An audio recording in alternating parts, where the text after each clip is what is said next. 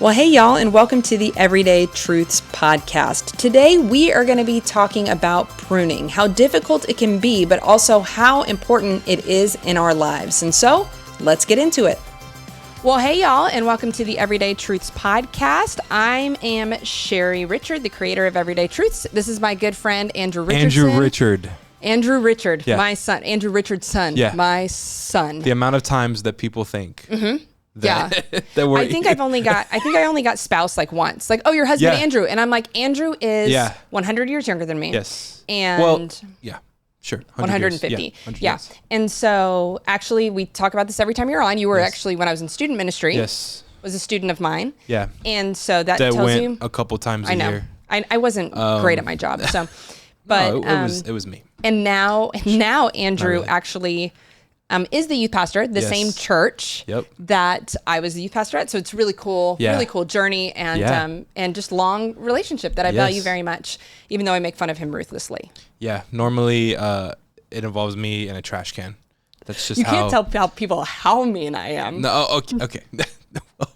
I didn't say what happens. I didn't say like if you threw the trash. I 100% considered, because of this running joke, grabbing a big trash can and putting it here like it was the table when we went to record.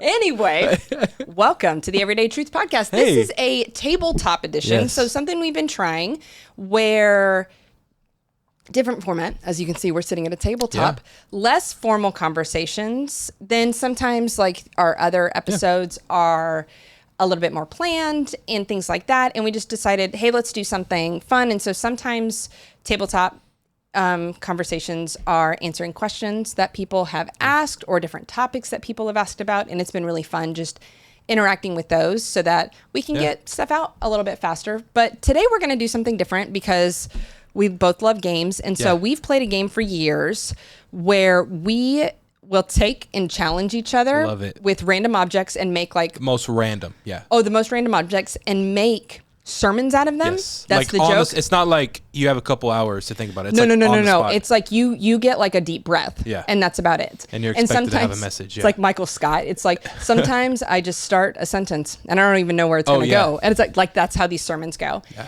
But then what we're going to do, and now mind you, up front, this is not the way that any pastor ever should write a sermon or write anything, but we're going to try something today. Yeah. It might go terribly.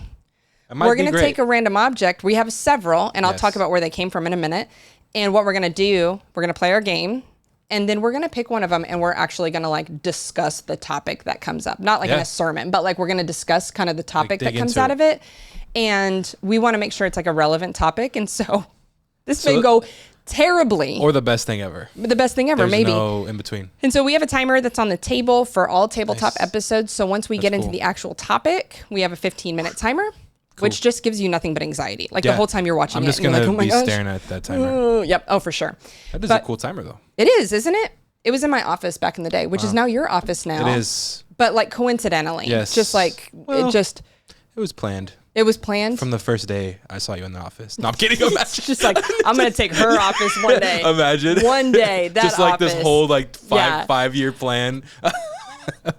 Much longer. It was since you were in middle school, because you were actually my like first cohort. You were like a 6th grader when I started, I think. So you truly were like, you guys were like my first like group that like came up.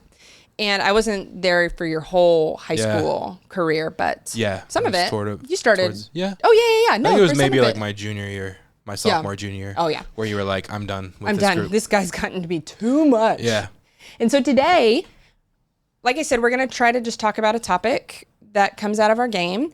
But what we both did was we had our spouses and I had my kids play too, pick random objects from our house. We have no idea. And no idea what they are. And so we're just going to, it's going to be kind of like reach in and grab one. A little scared because the way Sky was looking around the house was like, I don't know what's going to jump out. Well, Wes is like an engineer by like schooling. And so I'm afraid I'm going to pull something out of the bag that's going to be like related to that. And I'm not going to know what it is. Yeah. I'm not. And then we really get to fly. Okay, so you're going to pull something out that Sky did or you go first. Okay. You get something. Let me grab this. Let's go. She taped it. Because she didn't want me to, she didn't want me. And then tied it. Okay, I love that very much. Well done, Sky. Well done. Right. Ready? Yes.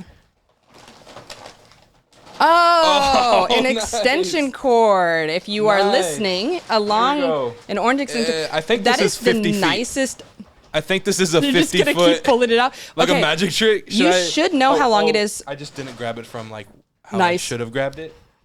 I think we're good. Yeah, I'll just leave it. The nicest. There we go. This, if you can't see it, Look this is the nicest extension cord ever because it's not like filthy. Look at that. I don't even know. I don't think I've ever used this before. Yeah, I was gonna say you should know how long it is because it's probably like was in the packaging till today. Yeah. Well, that's the thing about me is I'm not like someone that has a bunch of like tools and things around the house. You agreed too quickly. Like I have a story. I told it last time you were here, so maybe I won't tell it again. But Sky has been like we're at a house now, not just an apartment. So like we need things. Yeah. And I'm like, so what are the things you need in your house? My first thought was a 50-foot extension cord. Yeah, nailed it. One. And here it is. Here it is. You need like one of those little things you wrap it up on though. An arm? Yes. Okay. Exactly. So now I'll get you one. So absolutely, Andrew is not handy. So an extension cord. Okay. Rock, paper, scissors. Who has to do it? Ready? Okay. Ready? Rock, paper, scissors, shoot. Rock, paper, scissors, shoot. Dang it. Wait, oh shoot, then I get to pick. Is it yours? You do it. Okay. It's yours, extension cord. By the way, okay. Rock, paper, scissors is a great game to play on a podcast where people can't see what you're doing. Yay. Yeah. Okay, so extension cord. Okay. You can have, we'll give you 30 seconds and I'll edit out the 30 seconds. Okay. Okay, you're gonna be 30 seconds. Okay. 10 I got it. seconds. All right. You ready? Do we have like any rules like you need to quote some sort of scripture? It's just like no. Well, you do have to like you can't just be like in. Okay.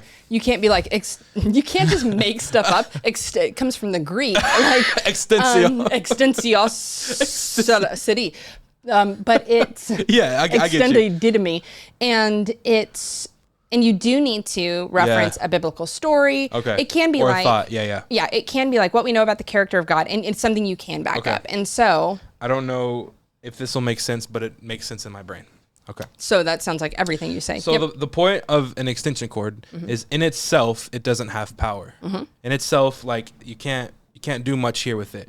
But when you plug it into the source, there's power. And then it continues that power and then plugs into something else to power up something. Yeah. So the thing is, when we are believers that are filled up with the source, which is Jesus, and because of we believed in him, we have the Holy Spirit, we are then a conduit of God. Did I use that word right? I think so. I believe you. I think so. Of the work that God wants to do to us so that we can connect to other people and help share Jesus with them. Ooh, I like that. Yeah.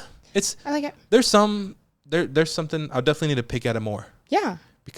But I think there's something. I love it. No, because when you said conduit, what it made me think is like an outlet. Let's think about the outlet let's go. Like the church. And we think we go into church to we get recharged and then we leave. When really our call isn't to come get recharged. Yes. It's to plug in, to come and learn and to come and grow and to come and do things together, but then to go out into the world to extend what it is that we've learned, how we've grown, that power. Yes. And take it out into the world with us. And the fact that it's a 50-foot, I mean, just bigger than some of the other ones, it's meant to go further. Yeah. We're not meant to just stay where we are, to just get plugged in. We're meant to go further and to help connect people because the Great Commission is to make disciples and to share the good news of Jesus to all people as you go, not just where you're at. Absolutely. And so take it with you. Yeah. You don't have to leave it here or on your couch when you're reading your Bible or wherever that is. Like you're meant to go do something. And there's freedom in knowing that the power isn't coming from you. So when you don't feel good enough, when you don't feel equipped, when you don't feel like you just got to have your grip on that cord, man. When you don't feel like you have the strength, some days you can go and you can plug into community. You can plug into videos, podcasts like this. Like you can plug into things that help fill you up. Because if you try to then operate like this without being plugged into anything, then there's nothing that's really going to flow. And that's the whole idea of pouring out of an empty cup. Yeah, absolutely. And so it's just that great reminder that you have to be plugged in. You have to find those things that charge you. Yes. You can't just constantly just be what's plugged, going and powering everything else. You have to. Okay. So that one was almost like, I was like, where are we going to go? That one was good. Like it was too good. This game's supposed to be dumb. Okay, right? Not really. Well, that was a good one. I'm just smart. That was a good, no, you are. You are very smart. What? No, you are. Can we clip that? Thank you. Take it right out of there. Okay, I'm gonna grab something out of my bag. To keep it, not to get it. No, okay. But you can make it the text tone for when I text you. All right, here we go. Okay, here we go. What is it? Pruning seal. What? Okay. Oh, I got it. Oh, this one's easy. Pruning seal. Pruning seal. Okay. I think. So what even is that? Okay, so what pruning seal is, Mr. Handyman? When you cut a limb on a tree or you cut a tree down, especially if it's a limb, it leaves the tree prone to disease, or it can grow back from a spot. This doesn't do a ton about that, but it can grow back from that spot, especially here in Texas where we have live oaks and they can get oak wilt. This just protects. Think about it like you have a cut on your arm and you're going to protect it so that it doesn't get infected. It can stay healthy and keep growing. So pruning seal. Let's go. And so, pruning is something that we're all called to in our lives. It's, I'm a gardener, and when you don't prune plants, what happens is they can kind of run wild, and ultimately it can, especially in vegetables and fruit trees and things like that, it can keep them from producing the fruit that they're meant to produce. And so pruning becomes something that is absolutely critical. But sometimes even when we prune, it's too easy. Sometimes even when we prune, it's one, if we're not caring for this thing that we've taken out of our lives, it can so easily grow back, or it can become an infection and a wound, because pruning is something that is painful. It's something that's difficult. And so paying attention to and caring for when we prune in our lives, caring for it can help us a lot. And that's not really well formed, but yes. And so it's the idea of, hey, if you're going, I need to get out of this scene, man, I'm drinking too much, I'm going and doing so much, well, then don't go hang out at a bar. Okay, pruning seal. You got to not just say, well, I'm not going to go that hard. It's going, nope, I'm pruning this from my life and finding ways to kind of seal that off and make it where you're not doing those things. And so sometimes it's not enough just to prune. You also have to protect yourself, and you also have to protect. That's it. It's not enough just to prune. You also have to maintain and protect yourself. So it can continue growing, because Jesus calls us to abide in Him. Yes. And if you're just cutting things off and you're not protecting yourself and growing and abiding in Him, then it's just going to continue to be like, hey, I cut this off, I stopped going to this place, but eventually you're going to fill it with something else. Yeah. So that allows you to seal it so it can continue to grow. Can heal it. In a way where you're abiding in Him. In pruning, there has to be healing so often. Imagine like having to cut off like different relationships and things like that. In that, you, it can be painful and it can be harmful, and it can be, like painful, harmful as in like it hurts. And so, so pruning. And it might not always be what we want. It might not always be what we want. Yeah, it may not. But it's oftentimes how we grow. Pruning is a great topic. I think that could be. Pruning is a great topic. So we're going to pause right there, and we'll go through our other objects here in a little bit. But I feel like pruning is a great topic. So I'm just going to flip it. We're going to do it? Let's go. Let's go. So let's start with our call to prune in our lives. And so you began to touch on it. So walk us through what... how we're called to prune, or let's go back to like the parable. Yes. Okay. So you start there. I'm going to set this down. Okay. So there's the idea of abiding in Jesus and growing in Him, right? And we can't do anything apart from Him. But things that are apart from Him are always the things that aren't as healthy. Yes. So it's the idea of, first of all, recognizing what is it in your life that's not healthy. And when you realize what in your life is not healthy, for the purpose of growing, like for the purpose of, and I think it also might be interesting to talk about that growing doesn't always look like we think it does. Oh yeah, absolutely. Like, so we might have to prune something in our life that we thought was helping us get somewhere we're supposed to be, but really we're growing in an opposite direction. Yes. Oh, yeah, because trees and things might grow not where you want it to grow, but it's still growing. Yeah. So part of pruning is pausing and recognizing where you're at and where you're trying to go. Yeah. And it's so I had I could do so many great gardening examples, but last year so let's say we prune so that we can live. Is there like a definition of prune? Like, is there like a... Yeah, I would say it's like the strategic like removal of in like gardening, Yeah. it's like the strategic removal of a part of a plant to help the rest of the plant thrive or to keep you from losing that plant if there's disease and things like that. There's intentionality.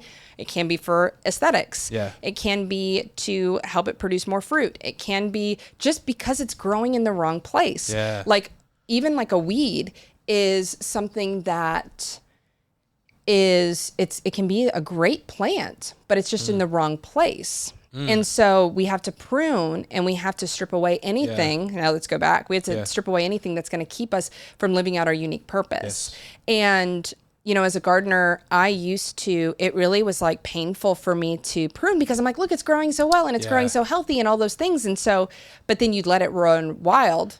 Like a cucumber vine, you let it run wild and it looks beautiful. And mine like took over this big arch and it was just, it was great, but it didn't produce the fruit that I needed it to. It couldn't live out its purpose, which as a gardener is to produce fruit. But it looked good. It looked great. And actually a really great example of that is because sometimes we think about it like pruning anyway. So the next year I decided to prune. It wasn't as pretty, but it produced more fruit. Wow. And so something that's just admirable from the outside isn't necessarily something worthy of spending all of our time on if it's not actually producing the fruit that we're meant to produce. Well, and it's also like as a gardener, like what is your focus? Is your focus just for it to look good, or is your focus for it to actually produce? And I think that's important as Christians to say, what is our focus? Yeah. Is our focus just to look on the outside like everything is good, or is our focus to produce fruit that allows for us to live the life that we're called to live? Yeah. Like, I mean, that's the fruit of the Spirit. Yes. Right? To get the fruits of the Spirit, they're not always the easiest to get to, but when you're showing and revealing it, it's a really cool thing. Yeah. So And it doesn't always look pretty. What's cool about it is like, you know, and sometimes what you are trying to do is bring flowers. Yes. Okay, it is to do those things, but you're still pruning to help the plant do what it is that it needs to do. Yeah. And you could go, well, it's a plant, you let it run wild. There are lots of wild things that produce flowers and things like that. Yes. But we're think about it like it's a plant that you are called to steward for a specific purpose. And so well, and we're not, and in this situation, maybe we're not the gardener. Like it's God who's doing something inside of us. So that's why I love that you talk about finding your unique purpose, because we can try all in all, but if we're like all in our own self, but if we're not trying to lean into what God is doing, what God has called us to do, then that might not actually be what he has called us to do in that season. Yeah. So when we recognize he is the one that does it, we just kind of get on board. That's part of the abiding in him. Yes. And that's cool because that takes out, yes, there is the obedience. There's a lot of stuff that we do, but the scriptures talk about not just believing in him in faith, but continuing to grow in him. The fancy word is to be sanctified in him in faith. Yes. So that's part of the pruning process, is trusting him in faith that he's doing something, that he has the master, the plan.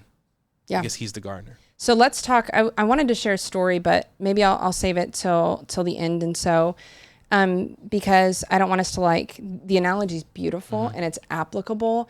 But I don't want to go too far down the road necessarily. It actually brought up another parable in my mind that holds tight. So let's talk about how we can bring about not just pruning in our life, but let's think about it really big picture. How can we bring about that fruit in our life? And I think we touched on it once, is that the fruit that we're called to produce, or that the Spirit can produce in us, is, the fruits of the Spirit. I always miss one. So tell me which one I miss. It's love, joy, peace, patience, kindness, goodness, gentleness, and self-control. I think I got them all. Yeah, that's it. Yeah, I got them. And so I always forget gentleness, I think, which is funny because I'm a jerk. And so those the Spirit can do. And it's interesting because Paul, when he highlights those, just before that, he talks about things that we should not produce in our life, which is, it's like anger and gossip and things like vengeance and all of these. There's a whole multitude of these things. And then he switches to the fruits of the Spirit. He's like, but the fruit that the Spirit produces in your life, and he lists them. And then he says, there is no laws against these things. There are no downsides to these things. The world would say that there are. Like, hey, don't be so kind when someone's treated you this way. You don't need to love this person. You don't need to. You do what's best for you. You don't have to put others in front of you. Absolutely. And so or you can't have joy. You're supposed to be angry about these political topics or these things like that. And so always got to be worried. And so, the world can push against those. And so those are the kinds of fruits that I think we're called to. And there's many, there's so many, and then take within that our unique purpose. Yes. God has created you with a purpose. And so let's talk about what it looks like. But really quickly, I thought about the parable of like this, like the sower. It's like when it's like, you know, some seeds land on rocky, some with weeds, and some on fertile soil. Yes. So from the get-go, taken away, from the get-go, I think we're called to be fertile soil and be open to what it is God desires to do in our lives and the purpose that he has for us. And so it starts way back there. So you may be like, what do I need to prune out? There's always Band-Aid things. I need to stop drinking so much. I need to stop speaking about people this way. I need to stop. I mean, like the list could go on and on. Or not I need to stop, I need to do. I need to do. I need to read my Bible more. I have to do this, and it becomes this. Yes. Because that'll fix this. Yes. And I think Band-Aids, yes, those are great opportunities to prune. I think God's, God rejoices. It's, do not despise these small beginnings, because the Lord rejoices to see the work begin. And so we can, I think those things are fine, but it's also important to remember you can go back to the beginning. And you can make sure that you are fertile soil and you're open to what it is that God has for you. And then you care and you steward for the, in quotations, the plant that grows from that, the garden that you're creating. And so what are some, that's a base thing. So what are some ways that you can maybe recognize what needs to be pruned in your life? Well, I think there's multiple ways to do it. First, it's hard to recognize what needs to be pruned in your life if you don't know some of the truth. So I do think like rooted in the truth. But point one, no, but to be rooted in it, because when you are rooted in him, or when you know what the truth is, then you can recognize, hey, these are some things that I need to put aside. Like these are, which is interesting how you mentioned, Paul mentions this massive list of things to stop doing, because you can start recognizing slander and greed. We got to put these things aside. And he also uses a language of putting aside, right? Yes. Which is something that we have to do daily. And I think it's so easy to feel like I've done this once. Like I've gone through a season where I have completely pruned, I am good, all these things, but there are seasons. Like Ecclesiastes talks about there being seasons. So part of it is recognizing, hey, like what season am I in right now? Am I in a season of really, and I mean, you could obviously speak more to the importance of seasons in gardening and stuff like that, but like what season am I in? Am I in a season of needing to recognize, hey, this stuff needs to be pruned? Or like here's the thing, we need people who are not, we don't, okay, I'll phrase it like this.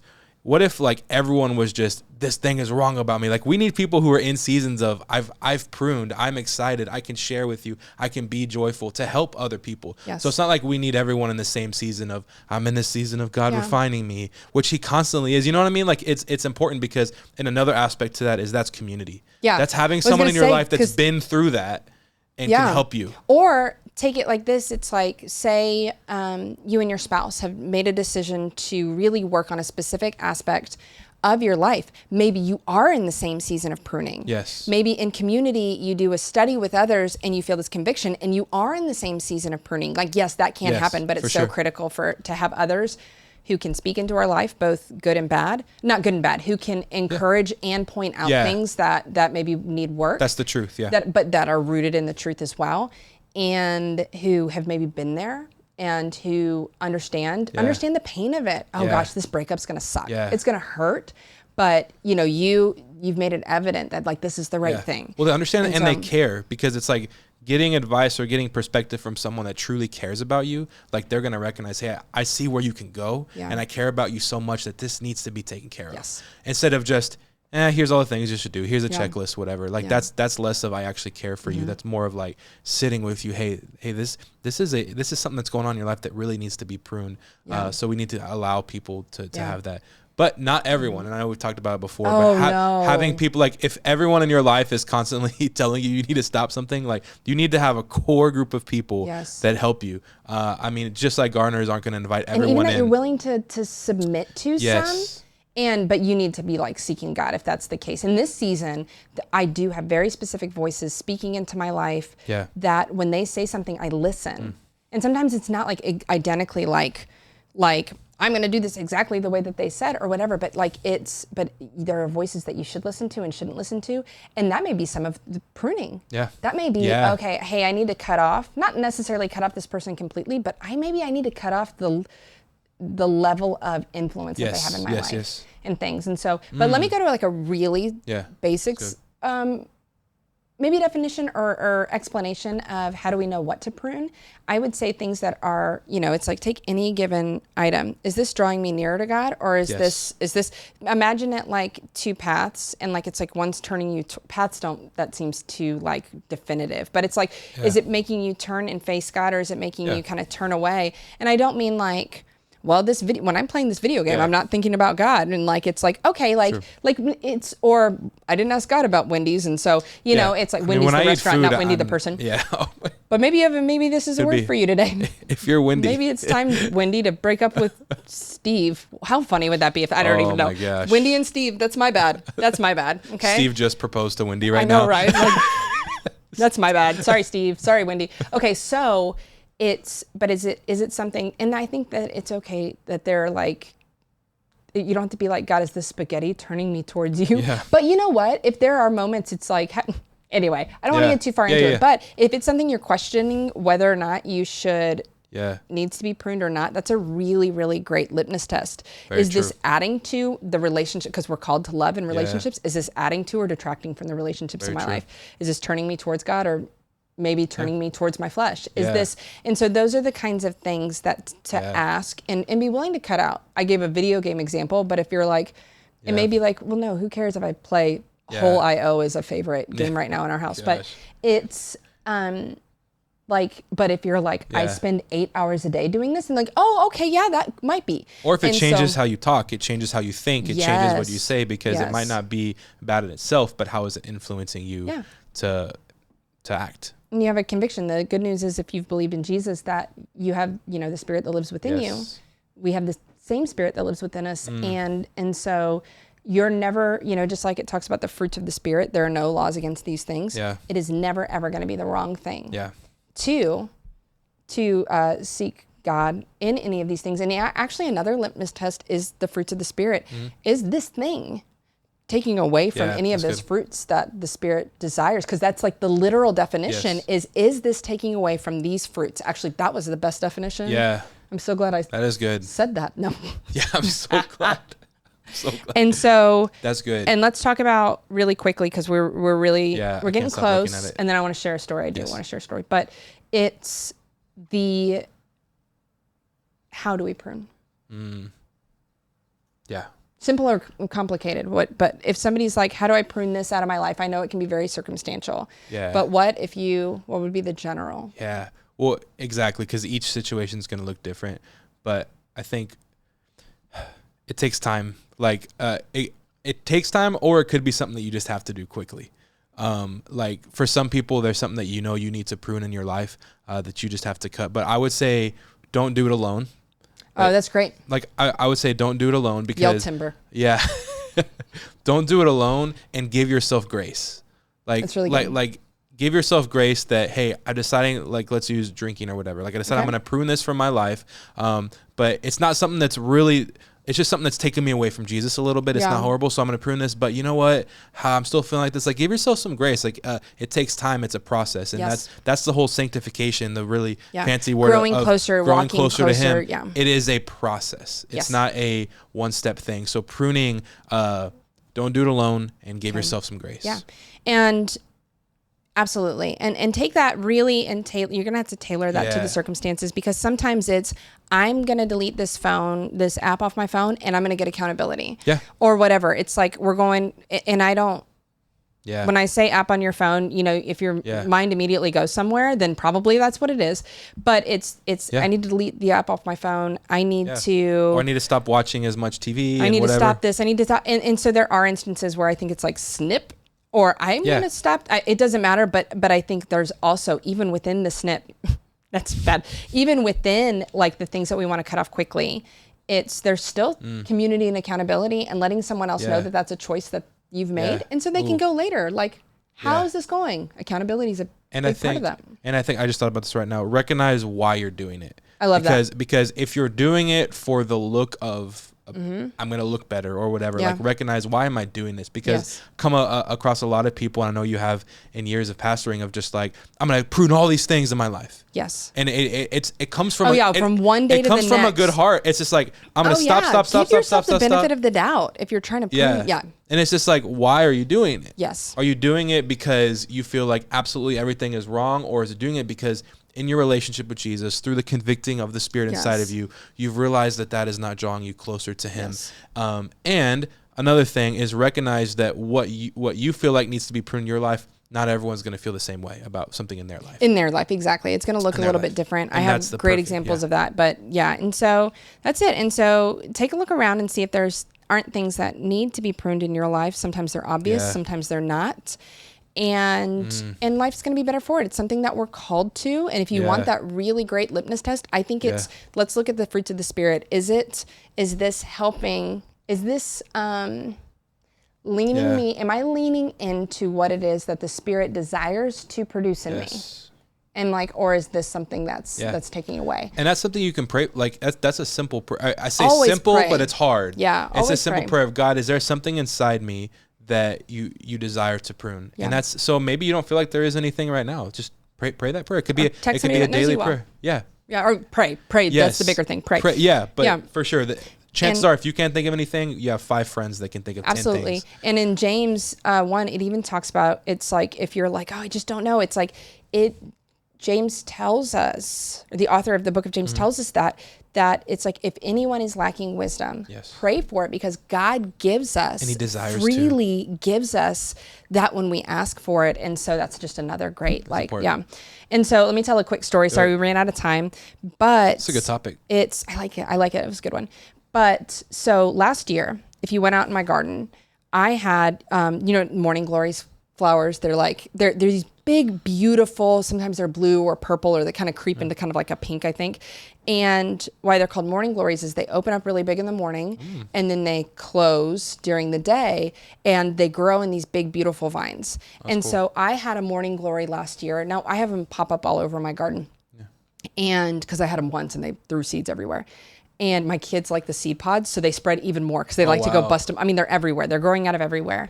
And last year, I had one come up like right next to a big garden bed that I have. And it was gorgeous. And I just decided, girl, you do your thing.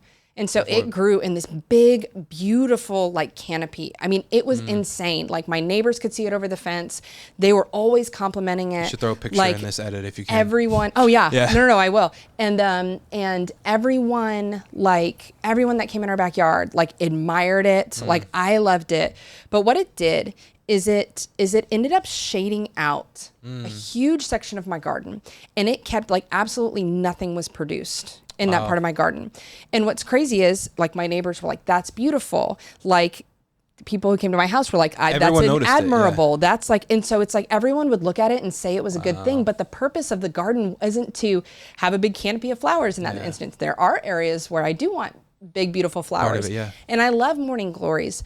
But I think that even something beautiful, it's at that point, it was kind of a weed. And sometimes weeds aren't ugly, nasty things like, oh, I have this addiction and I need to cut it out. I have this thing over here it's not always. Sometimes the weeds in our life can be very beautiful. And others may say that they're great things, but if they're keeping you from living your purpose and keeping your metaphorical garden from producing the fruit that it's meant to, it may need to be pruned. And so when we're looking for things to prune in our lives, it's not always going to be ugly, gnarly things. Often weeds can be beautiful things, but beautiful weeds are still weeds. And that's so... good. And it stems from knowing the purpose of the garden. You have to know the purpose, and you have to be seeking God in order to know that, and understanding what it is that God, the Spirit desires to produce in you. And so don't lose sight. And beautiful weeds are still weeds. And can I be like, to be fair, we're going to go we're going to stay on the same analogy. But this year, the morning glories are there. I trained them to go up the other direction. Like every time they go and they cross over, I cut them off. And so sometimes it's not that you're completely cutting something out. Sometimes it's setting good, sometimes it is.